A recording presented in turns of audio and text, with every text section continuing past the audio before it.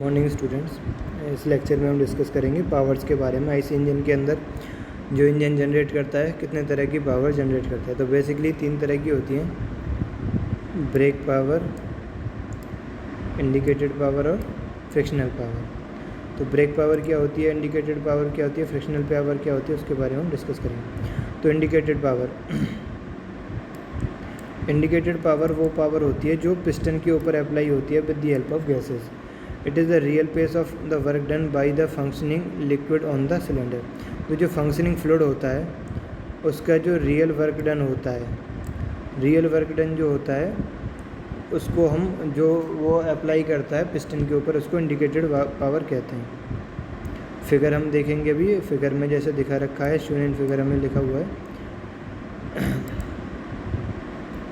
Indicated power जो होती है, इंडिकेटेड पावर वो पावर होती है जो कि हमारे पिस्टन के ऊपर अप्लाई होती है डायरेक्टली। तो इंडिकेटेड पावर का जो फार्मूला होता है वो पीएम होता है, मीन इफेक्टिव प्रेशर। अब मीन इफेक्टिव प्रेशर दो तरह के होते हैं, ब्रेक मीन इफेक्टिव प्रेशर और इंडिकेटेड मीन इफेक्टिव प्रेशर। तो indicated mean effective pressure into L. L क्या है, एल इज़ स्ट्रोक। एल क्या है, स्ट्रोक है, स्ट्रोक लेंथ। एल क्या है, स्ट्रोक लेंथ है। और ए क्या है, पिस्टन का एरिया है। और एन क्या है, नंबर ऑफ साइकिल्स है। ठीक है, तो उनके बारे में हम प्रीवियस लेक्चर में भी डिस्कस कर चुके हैं इन सब टर्म्स के बारे में, लेकिन इस लेक्चर में हम डिस्कस करेंगे ओनली पावर्स के बारे में। तो इंडिकेटेड पावर। तो अब बात करते हैं, where N is the quantity of the machine cycle per unit time which is 1/2 when the rotational speed of the 4 phase motor. यानी कि 4 स्ट्रोक की बात करें तो ये 1/2 होती है, और 2 स्ट्रोक की बात करें तो ये 1 होती है। तो आगे अगर हम डिस्कस करें ब्रेक पावर के बारे में, तो ब्रेक पावर क्या होती है, ये क्या होती है, जो डिलीवर्ड होती है क्रैंक के ऊपर। क्रैंक के ऊपर जितनी पावर ट्रांसफ़र होती है क्रैंक के ऊपर, उसको हम बोलते हैं ब्रेक पावर। तो ब्रेक पावर क्या है, जो क्रैंक के ऊपर जितनी भी पावर ट्रांसमिट हो रही है। तो ब्रेक पावर निकालने का फार्मूला होता है हमारे पास ये 2π/NT, वेयर 2π तो कांस्टेंट है, n इज़ द रिवॉल्यूशन पर minute and t is the torque. तो यानी कि टॉर्क से और स्पीड से, यानी कि पावर निकालने का फार्मूला होता है, हमें पता है पावर निकालने का फार्मूला क्या होता है, P = T इंटू में ओमेगा। अब ओमेगा क्या होता है, 2πN। तो T इंटू ओमेगा से हम क्या निकाल सकते हैं, पावर निकाल सकते हैं इजीली। तो फ्रिक्शनल पावर क्या होती है, फ्रिक्शनल पावर होती है यानी कि जो पिस्टन के ऊपर हमारे पावर आई वो इंडिकेटेड पावर है, और जो पावर हमारे क्रैंक के ऊपर आई वो ब्रेक पावर है। तो इंडिकेटेड पावर और ब्रेक पावर के बीच में जो डिफरेंस, यानी कि जो पावर फ्रिक्शन लॉस में ख़त्म हो गई, उसको क्या बोलते हैं, फ्रिक्शनल पावर। तो it is the difference between indicated power upon brake power. अब अगर हम बात करते हैं मैकेनिकल एफिशिएंसी की, तो मैकेनिकल एफिशिएंसी क्या होती है, मैकेनिकल एफिशिएंसी होती है कि आउटपुट अपॉन में इनपुट। तो इस केस में आउटपुट क्या है, जो हमें क्रैंक पे पावर मिल रही है वो क्या है, हमारी आउटपुट है। और इनपुट क्या है, इनपुट है जो हमें पावर मिल रही है किस पे, पिस्टन के ऊपर। तो इनपुट वो है, अगर हम मैकेनिकल सेटअप की बात करें, थर्मल को अलग हटा देते हैं, तो ये क्या होगा, brake power divide by indicated power. तो न्यूमेरिकल जो एफिशिएंसी होगी, मैकेनिकल जो एफिशिएंसी होगी वो क्या होगी, brake power divide by indicated power. तो यूजुअली जो होती है ये 80 से 90% के बीच में लाई करती है। तो ब्रेक पावर जो हम अपनी मैकेनिकल पावर होती है वो 80 to 90% एफिशिएंसी के साथ होती है। ठीक है, तो अब इसके बाद बात करते हैं मीन इफेक्टिव प्रेशर्स क्या क्या होते हैं। 2 तरह के मीन इफेक्टिव प्रेशर होते हैं, एक इंडिकेटेड मीन इफेक्टिव प्रेशर होता है और दूसरा एक इंडिकेटेड मीन इफेक्टिव प्रेशर होता है और दूसरा क्या होता है हमारा क्या कहते हैं, ब्रेक मीन इफेक्टिव प्रेशर। तो इंडिकेटेड मीन इफेक्टिव प्रेशर निकालने का तरीका क्या होता है, इन इंडिकेटेड ये हाइपोथेटिकल प्रेशर होता है which is acting on the engine piston during the working stroke would result in the indicated work of the engine. Hypothetical pressure मानते हैं इसको हम, ये क्या सोचते हैं कि ये प्रेशर है, प्रेशर को अगर हम एरिया से मल्टीप्लाई करते हैं तो ये बन जाता है फोर्स। अगर हम उस फोर्स को जितनी लेंथ उसने ट्रैवल किया उससे मल्टीप्लाई करते हैं तो ये बन जाता है वर्क डन। और अगर उस वर्क डन को हम पर यूनिट टाइम से डिवाइड करते हैं तो क्या बन जाता है पावर। तो ये इंडिकेटेड प्रेशर एक ऐसा प्रेशर है, देखो अगर मैं जो फार्मूला मैंने बताया उसकी बात करें, देखो प्रेशर है कोई भी, प्रेशर में अगर मैं मल्टीप्लाई करता हूँ एरिया की, एरिया तो ये बन गया फोर्स। अब उस फोर्स की वजह से जितनी डिस्टेंस ट्रेवल हुई, लेंथ, स्ट्रोक लेंथ अगर मैं मल्टीप्लाई करता हूँ उसमें तो ये क्या बन गया, लेंथ से मतलब ये बन गया वर्क डन। अब वर्क डन को पर यूनिट टाइम से, पर यूनिट रिवॉल्यूशन या पर यूनिट टाइम से अगर हम डिवाइड करते हैं तो एन होता है पर यूनिट रिवॉल्यूशन, और पर यूनिट रिवॉल्यूशन और रिवॉल्यूशन की भी वैल्यू अगर इसमें डाल दी जाए तो ये क्या बन जाएगा, पर यूनिट टाइम आ जाएगा।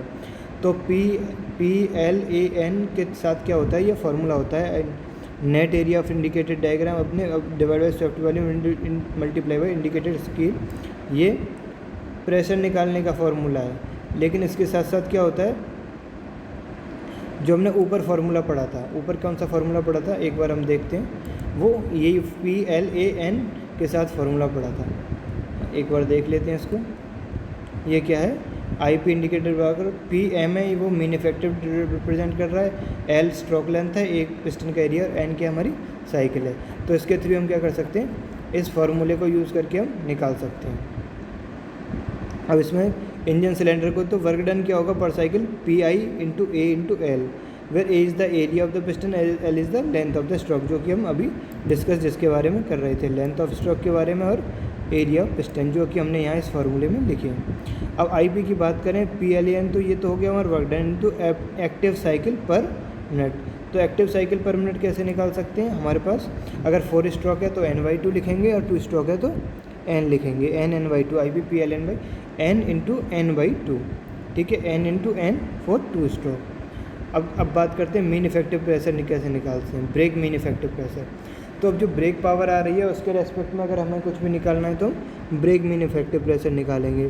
तो ब्रेक मीन इफेक्टिव प्रेशर निकालने के लिए क्या होगा, वही अगेन BP मीन, अगर हमें ब्रेक पावर निकालनी है तो ब्रेक पावर में क्या आ जाएगा, वहाँ पे मीन इफेक्टिव प्रेशर कौन सा रहता है, इंडिकेटेड, और यहाँ पे B मीन इफेक्टिव प्रेशर आ जाएगा, ठीक है।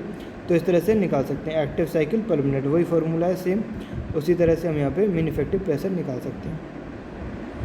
अब हम निकालते हैं स्पेसिफिक फ्यूल कंजप्शन।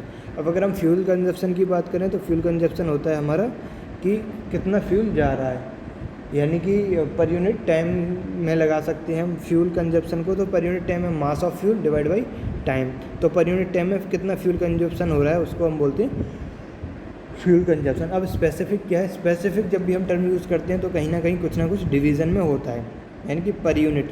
तो स्पेसिफिक फ्यूल कंजप्शन 2 तरह का निकाला जाता है, एक इंडिकेटेड स्पेसिफिक फ्यूल कंजप्शन हम लेते हैं इस तरह से कि जो हमारी ब्रेक पावर है per unit brake power, unit brake power क्या होगी, पावर को किस में निकालते हैं हम, किलोवाट में पावर हो गई।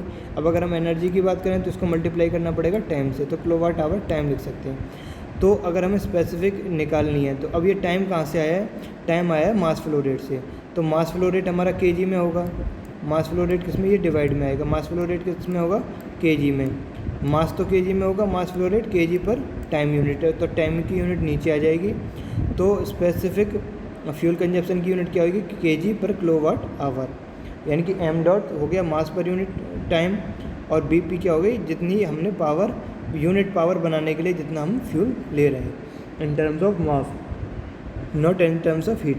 अब अगर हम बात करें आगे इंडिकेटेड थर्मल एफिशिएंसी, वो जो हमने पढ़ी थी एफिशिएंसी, वो हमारी मैकेनिकल एफिशिएंसी थी।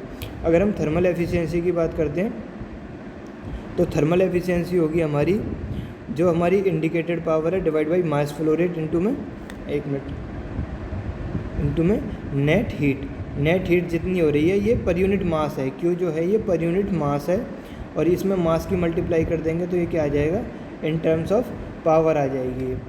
तो क्या करेंगे, इंडिकेटेड थर्मल एफिशिएंसी निकालने के लिए, तो इंडिकेटेड थर्मल एफिशिएंसी दो होंगी, एक इंडिकेटेड और एक ब्रेक। तो ब्रेक और इंडिकेटेड जो थर्मल एफिशिएंसी होंगी उनका रेशियो भी वही आएगा B/I, यानी कि जो मैकेनिकल एफिशिएंसी था। तो इंडिकेटेड अगर हमें ब्रेक थर्मल एफिशिएंसी निकालनी है तो हम ब्रेक थर्मल एफिशिएंसी अगर हमें निकालनी है तो हम इंडिकेटेड थर्मल एफिशिएंसी को मैकेनिकल एफिशिएंसी से मल्टीप्लाई करके भी निकाल सकते हैं। अब आगे बात करते हैं वॉल्यूमेट्रिक एफिशिएंसी की। वॉल्यूमेट्रिक एफिशिएंसी क्या है? Volumetric efficiency is only used for 4-stroke cylinder engine. It is defined as the ratio of volume of air induced measured at free air condition to the swept volume. जितनी air induced हुई है free condition पे और swept volume जितना है उनका जो ratio होता है वो वॉल्यूमेट्रिक एफिशिएंसी होता है। यानी कि हीट की वजह से वो एक्सपेंड या कंप्रेस हो रही है तो स्वेप्ट वॉल्यूम अलग होता है और जो एयर का वॉल्यूम आया है वो वॉल्यूम अलग होता है। तो इन दोनों का जो रेशियो होता है वो वॉल्यूमेट्रिक एफिशिएंसी होता है। ओके, तो अभी इस लेक्चर में हम इतना ही पढ़ेंगे, बाकी आगे नेक्स्ट लेक्चर में पढ़ेंगे। Okay, thank you.